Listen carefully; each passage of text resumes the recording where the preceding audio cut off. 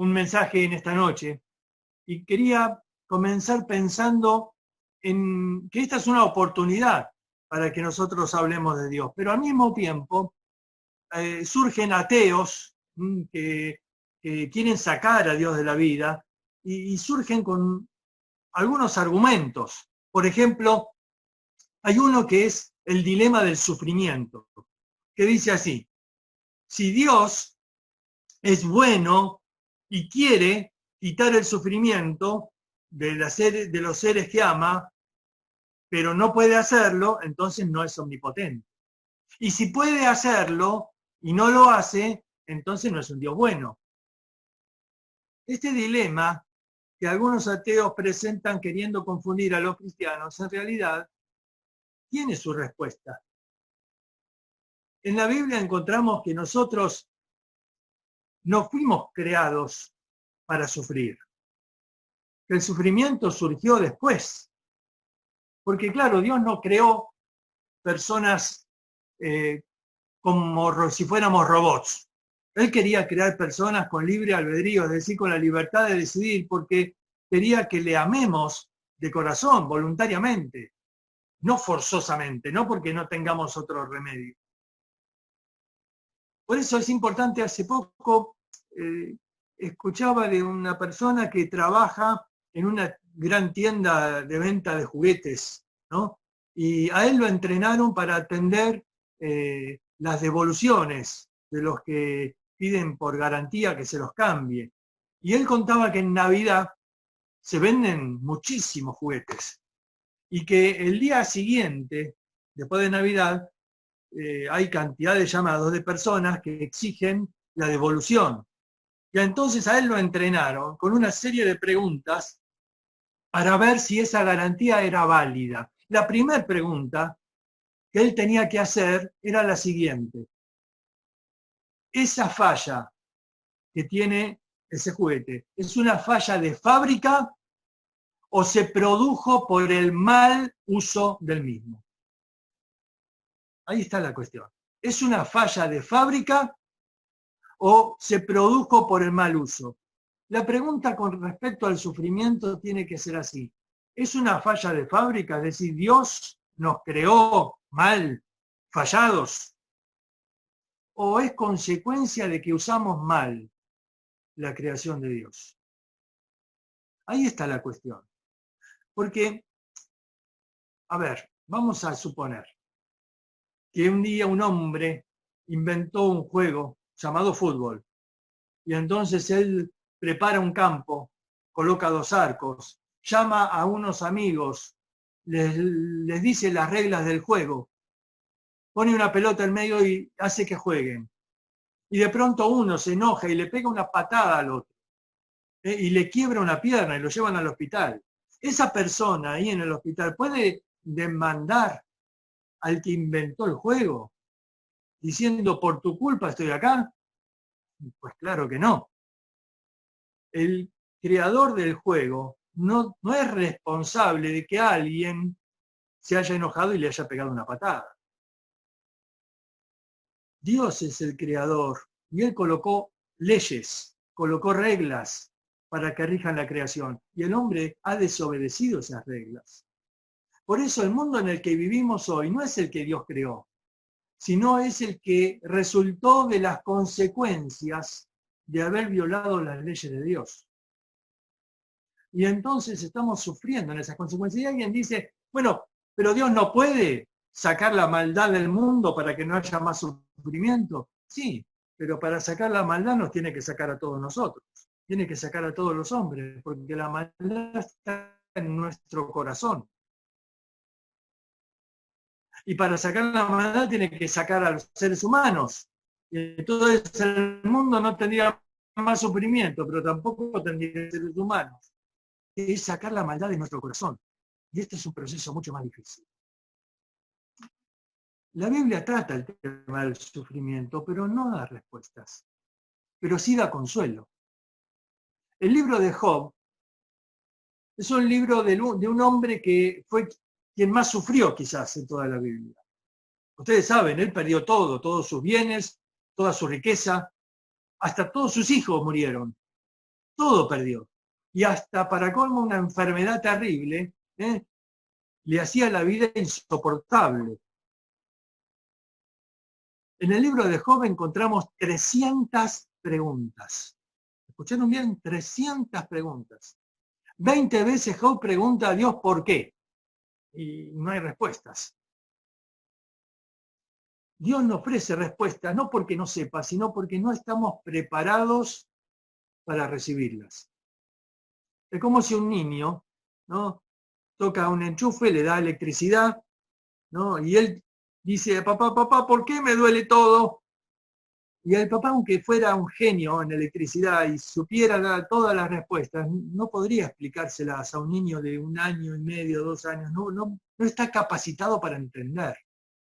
Y si tratara de explicarle de los neutrones y todo, el niño no entendería nada y no tendría consuelo, porque el consuelo no viene por el razonamiento. El consuelo viene por la relación. Y Dios te quiere consolar a través de una relación con Él, a través del consuelo, a través de ese abrazo que Él quiere darte del cielo. Por eso, en la Escritura encontramos un título extraño para el Mesías. Isaías 53 lo llama varón de dolores, experimentado en quebranto. ¿Qué título? No es el título para un rey. Varón de dolores, experimentado en quebranto. Él es alguien experimentado en quebranto. Y por eso dice Hebreos, capítulo 4, versículo 15, dice, no tenemos un sumo sacerdote que no pueda compadecerse de nuestras debilidades, sino uno que fue tentado en todo según nuestra semejanza, pero sin pecado. Acerquémonos pues confiadamente al trono de la gracia para alcanzar misericordia y hallar gracia para el oportuno socorro. A ver, te anima a acercarte porque vas a encontrar ahí a alguien experimentado, que ha sufrido todo lo que tú y yo podemos sufrir. Dice, no es alguien que no pueda compadecerse. La palabra ahí que usa el autor en griego es que él es simpático. Simpático significa que simes con, empatía es vivencia. Él vivió tus vivencias, él sufrió tu dolor, él padeció lo mismo que nosotros y por eso nos compadece, por eso es simpático. Y por eso te invita a acercarte al trono de la gracia, porque ahí vas a encontrar el consuelo y el oportuno socorro. Él es alguien experimentado en quebranto. ¿Saben? Si tú te tienes que hacer una cirugía, y claro, hoy en día no podemos ir a muchos lados, si alguien te dice, no, pero yo la puedo hacer, yo tomé un curso por internet, un curso online, y tú le preguntas, ¿pero alguna vez operaste a alguien? No, nada, pero yo creo que sé, ¿eh? No, yo paso, ¿eh? A mí que no me opere. Yo quiero a alguien experimentado, alguien que tenga experiencia, alguien que sepa lo que está haciendo. Bueno, Jesús, Él está experimentado en los quebrantos. Por eso, Él puede comprenderte en el dolor que estés sufriendo. Alguien dice, pero es que yo estoy con problemas económicos y no tengo ahora trabajo y estoy con necesidad. Jesús fue pobre, ¿eh? Ni siquiera tuvo una tumba propia en la cual ser sepultado. Alguien dice, pero es que yo tengo una enfermedad. Bueno, la Escritura dice que Él sufrió nuestras enfermedades. Alguien dice, pero es que a mí mi familia me ha rechazado y me han dejado solo. Cristo quedó solo, abandonado por todos, y hasta el Padre del cielo lo tuvo que desamparar, abandonar. ¿Sabes? Él sufrió la burla, la humillación, el dolor físico, el dolor del alma, el ser rechazado y humillado. Él es experimentado en quebrantos. La Biblia no te va a dar la respuesta del sufrimiento, pero te va a dar el consuelo en medio del sufrimiento. Y te va a dar algunos propósitos. Y miren, Hay varios propósitos que encontramos en la Escritura de por qué Dios permite el sufrimiento. Por causa del tiempo solo quiero compartirte uno de ellos. Voy a compartir la pantalla, un momento para que todos puedan ver. A ver, un segundito.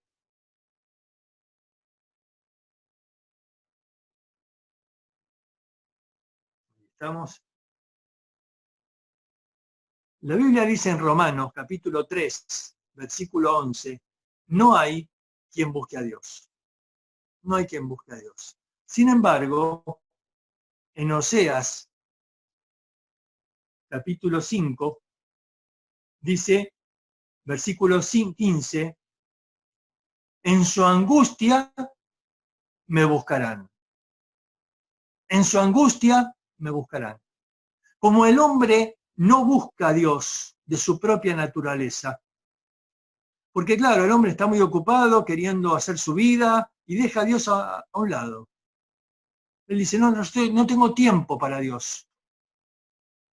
Está ahí enloquecido detrás del materialismo, detrás de su trabajo, de sus conflictos, de sus cosas, no hay tiempo para Dios. Y Dios dice, en su angustia me buscarán. ¿Te das cuenta? Dios permite el sufrimiento porque está provocando que le busques. Y hay un texto más que quiero compartir, un texto muy interesante que está en el libro de Isaías, capítulo 29. Dice pues el Señor, porque este pueblo se acerca a mí con su boca y con sus labios me honra, pero su corazón está lejos de mí.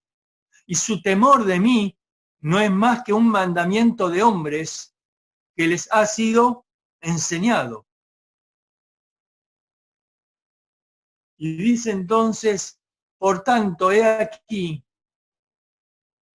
que nuevamente excitaré yo la admiración de este pueblo con un prodigio grande y espantoso, porque perecerá la sabiduría de los sabios y se desvanecerá la inteligencia de sus entendidos.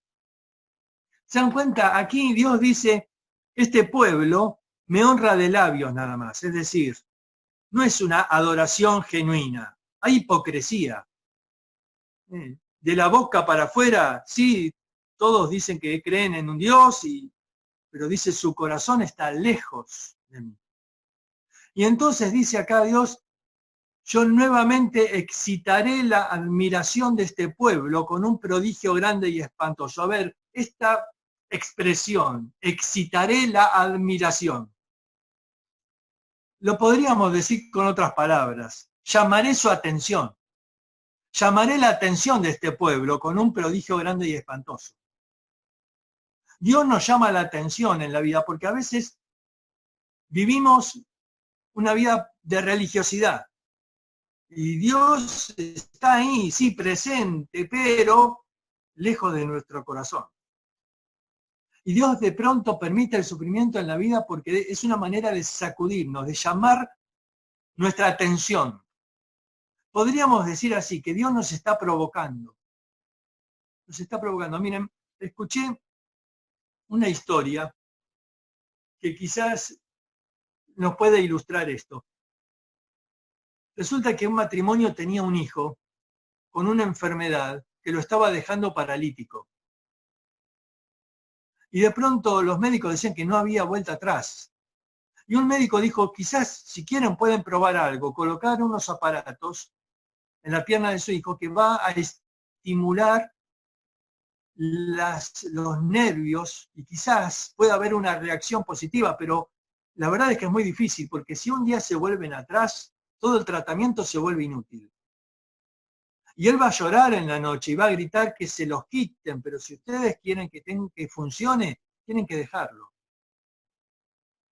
Y entonces los padres todas las noches apretaban esos aparatos y el niño lloraba y gritaba, sácamelos, papá.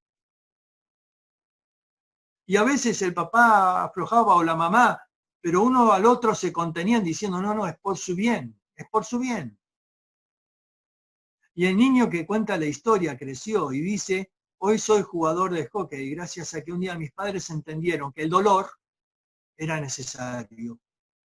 El dolor había estimulado esos nervios para que pueda volver a caminar. Dios nos provoca para estimular nuestro espíritu, para que le busquemos a Él. Dios nos estimula para que de alguna manera nosotros le busquemos todo lo que Dios permite. Dice que es porque lo necesitamos y a veces el sufrimiento es la manera de llamar nuestra atención. Dios le dice a este pueblo, yo voy a provocar, dice, su atención. Con un pueblo, claro, iba a venir una invasión y el pueblo de Israel iba a sufrir y entonces iban a buscar a Dios. Y los sabios, dice, la inteligencia no va a servir, sino que iban a tener la necesidad de buscar a Dios. Lo podemos ilustrar con esta expresión que aparece en el libro de Hechos. ¿Se acuerdan cuando Jesús se apareció a Pablo? Se apareció una luz del cielo y Pablo cae de su caballo. Y Jesús le dice, yo soy Jesús a quien tú persigues.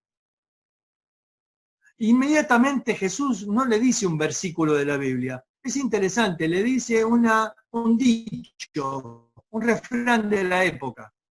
Le dice, dura cosa es dar coces contra el aguijón. ¿Qué significa eso? El aguijón, a ver, ¿qué era el aguijón o para qué se usaba? Ahí tenemos una imagen. El aguijón se usaba cuando el animal, el buey, por ejemplo, se empacaba y no quería seguir tirando del arado.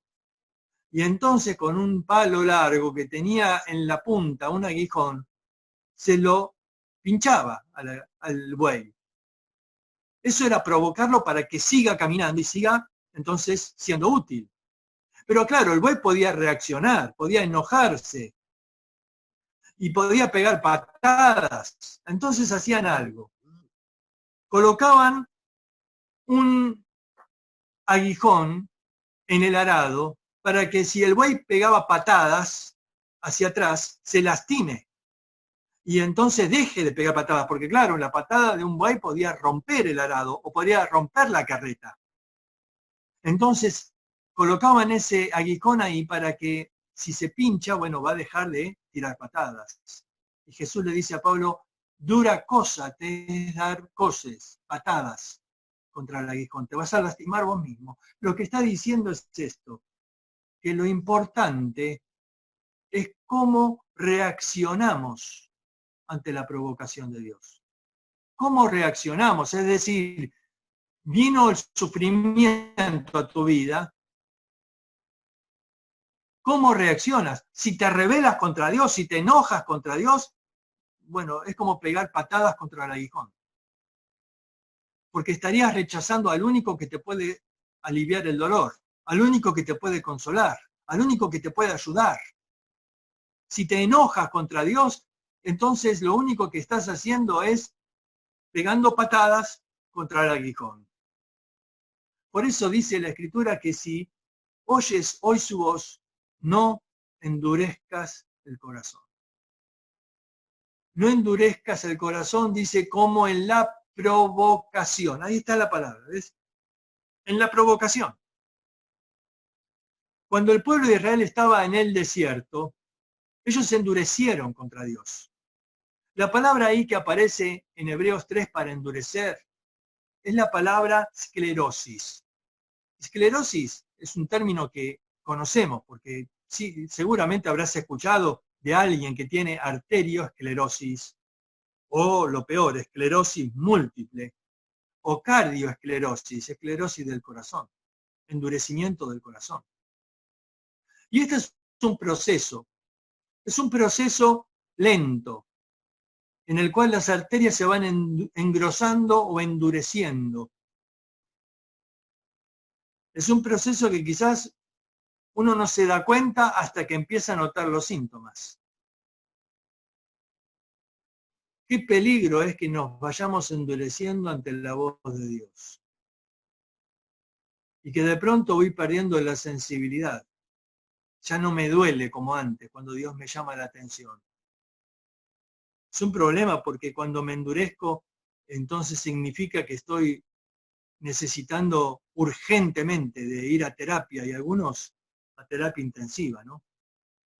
El pueblo de Israel había provocado a Dios en el desierto. Y dice la escritura ahí en Hebreos 3, que ellos provocaron a Dios y que el día de Masá, que Masá significa prueba, prueba, ellos lo convirtieron en un día de rencilla, en un día de pleito con Dios. Estas dos palabras que aparecen en el Salmo 95, que es lo que el autor de Hebreos cita ahí en Hebreos capítulo 3. Ese día de la provocación fue ese día. ¿Se acuerdan? Era el día que el pueblo clamó a Dios porque no había agua y Dios mandó a Moisés y salió agua de la roca. Pero dice que ese día el pueblo convirtió ese día de prueba en un día de pleito con Dios, de rencilla. Cuando uno se enoja contra Dios, de pronto la prueba se puede convertir en un conflicto, en un día de pleito con Dios, en un día de rencilla. Hoy el mundo está alterado por causa de este virus. Y de pronto, antes decías por ahí no tengo tiempo, pero ahora hay tiempo. Ahí no hay excusa, no hay excusa. Ahora hay tiempo. Antes decías no tengo tiempo para orar. Bueno, ahora seguramente en tu casa vas a encontrar tiempo para orar, ¿no? Para crecer, para estudiar, para difundir el mensaje de Dios, para practicar la ayuda mutua. Tiempo, tiempo. Por último, ese pasaje que leímos en Isaías, ese pasaje que decía que Dios va a llamar nuestra atención con un evento, dice, grande y espantoso. No se refería al evento de la invasión de los caldeos. Eso sí, estaba ahí la pandemia. No, algo más. Jesús dijo, cuando yo sea levantado de la tierra, atraeré a todos a mí mismo. Y Pablo cita ese texto de Isaías cuando en Corintios el mensaje de la cruz es un mensaje de locura para el mundo, de locura. Es un mensaje que el mundo quizás rechaza, pero es ese evento que Dios permitió para llamar nuestra atención. Desde la cruz, Él te está llamando y te está diciendo te amo y quiero limpiar tu corazón. Y si oyes hoy su voz, no endurezcas tu corazón. Pablo ahí decía en 1 Corintios, citando este pasaje de Isaías, que Dios enloquece la sabiduría de los que se creen sabios. Hoy el mundo está buscando un remedio, una medicina contra este virus, no la encuentra. Pero hay un virus peor que el coronavirus, es el del pecado. Porque ese lo tenemos todos, estamos todos infectados con el pecado. Y las consecuencias son peores que la muerte, porque el virus, lo peor que puede hacer es matar a una persona, pero el pecado nos mata por la eternidad, es decir, nos separa de Dios por la eternidad, porque Dios es santo. Y el pecado te separa de Dios por toda la eternidad. Entonces, eso se llama muerte eterna. Eso sería ir al infierno. Y no hay sabiduría de este mundo que logre curar eso. Pero Dios dice, pero yo voy a hacer un prodigio grande. ¿Sabes cuál es? Que Cristo en esa cruz iba a sufrir tu agonía, tu infierno. Él iba a sufrir toda la ira de Dios por el pecado, él iba a pagar ahí todo el precio que tú y yo merecíamos pagar. Y Dios quiere hablar a tu vida, te llama, porque te ama. Te está llamando y diciendo, ven a mí, acércate a mí. No tengas miedo, no vas a encontrar ahí un juez que te va a condenar y te va a dar con un martillo, sino que vas a encontrar ahí a alguien simpático, alguien que te ama, como murió en la cruz. y derramó su sangre para que tú hoy puedas estar limpio. Y dice que vamos a encontrar en Él el oportuno socorro, aquel que nos puede salvar en ese momento en que estamos en medio de la angustia y de la necesidad. Estamos terminando. Y yo quiero decirte, si oyes hoy su voz, no endurezcas el corazón. Porque pegar patadas contra el aguijón solo te va a causar más dolor en la vida. Hay personas que reaccionan contra Dios y dicen, ¿por qué Dios permites esto? Me estoy fundiendo, me estoy mal, mi familia y No puedes echar la culpa a Dios. La verdad es que una persona una vez me dijo, pero ¿y dónde está Dios cuando más lo necesito? Donde siempre está. Llamando, porque Él es el varón de dolores, ha experimentado en quebranto. Él sabe cómo consolar, Él sabe cómo sanar la herida. Lo primero que Él quiere hacer es limpiar tu pecado. Lo primero que Él quiere hacer es sanar la herida, limpiar el pecado. Tienes que creer que la sangre que Él derramó en la cruz es lo único que te puede limpiar.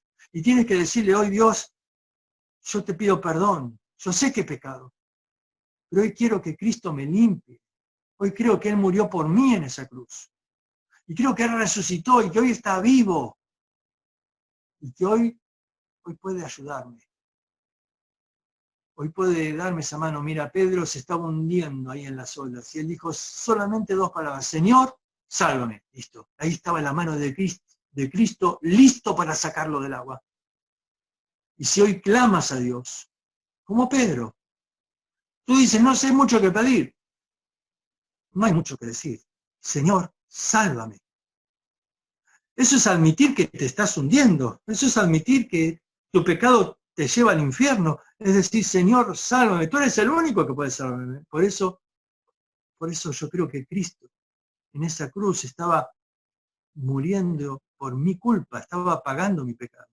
Y si tú dices así, Él te puede limpiar.